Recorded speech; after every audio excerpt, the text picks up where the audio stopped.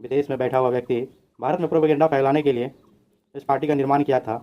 लेकिन इनके फाउंडर बताए थे जो मैं किसी भी राजनीतिक पार्टी से या पार्टी के लिए किसी भी तरह का काम नहीं करूंगा। यह एक मेरा न्यूट्रल पार्टी है जो सोई हुई भविष्य जैसे यूथ, बेरोजगार युवा और भ्रष्टाचार एवं तमाम तरह के जो भी मुद्दा हैं मैं उस पर बात करूंगा। मेरी पार्टी से कोई ताल्लुकात नहीं है।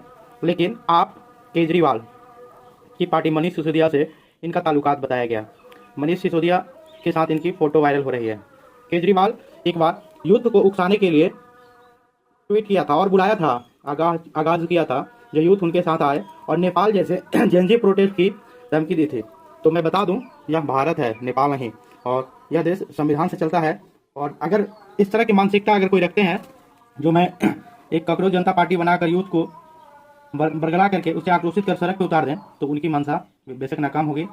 एनआईए एवं सभी प्रकार की टीम जो बताएं जो इस कॉकरोच जनता पार्टी से देश में उकसाने वाली प्रोपेगेंडा फैलाई जाती है, जिसके बाद कॉकरोच जनता पार्टी के ट्विटर हैंडल को बैन कर दिया गया। और यह देश हित में सही नहीं थी, क्योंकि बनाने से पहले बताया गया था जो मैं कभी भी किसी भी पार्टी से ताल्लुकात नहीं रखूंगा। यह एक सोई हुई जनता, एक सीजेआई चीफ जस्टिस के स्टेटमेंट के बाद कॉकरोच जनता पार्टी का निर्माण हुआ। भली बात आप लोग समझ रहे हैं। कॉकरोच जनता पार्टी का निर्माण एक सीजेआई के वक्तव्य के बाद हुआ, जो सीजेआई ने बाद में सफाई दी और बताया जो मैं फर्जी डिग्री वाले लोगों के लिए मेरा यह वक्तव्य था, उन्होंने सफाई दी। उसके बाद जब सरकार एक्टिव हुई तो उनकी मीडिया चैनल को बैन कर दिया गया।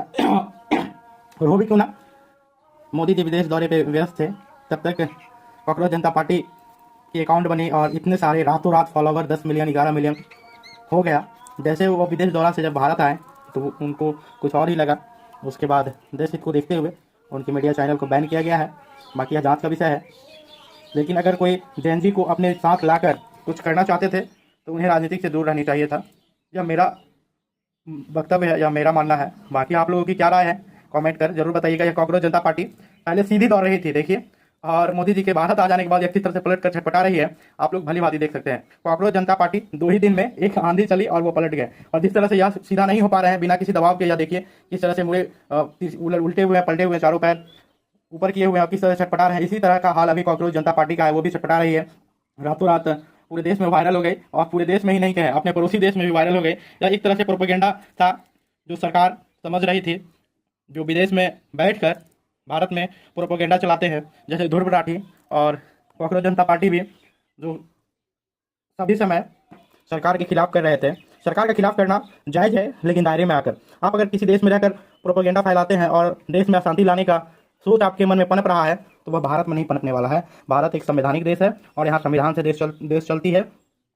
बाकी आप लोग कमेंट कर बताएं, यह कॉकरोच जनता पार्टी फिर से खड़ी हो पाएगी, सीधी हो पाएगी, या इसी तरह पलट करके अपनी दम घुट जाएगी, अपनी प्राण को त्यागेगी, या आने वाला समय बताएगा। लेकिन जिस तरह से हाल इस कैकरोच का है, वैसे ही कैकरोच जनता पार्टी का हाल अभी के टाइम में दिख रहा है। बाकी बहुत बहुत धन्यवाद आप लोगों को पूरी वीडियो देखने के लिए। और अभी की जो डिमांड है एक यूथ के लिए, अगर सच में सीजीआई साहब का इस तरह का वक्तव्य था तो वह दुर्भाग्यपूर्ण है, लेकिन उनकी सफाई जल्दी ही आ गई। और आप सरकार की नीतियों के खिलाफ हो सकते हैं, सरकार की नीतियों के खिलाफ कीजिए, सरकार की हर कार्यशैली का आप खिलाफ कर सकते हैं, आप विरोध कर सकते हैं, लेकिन सरकार का विरोध करते करते देश का विरोध करना यह कहीं से जायज़ नहीं है। बाकी आप लोग समझदार हैं। धन्यवाद।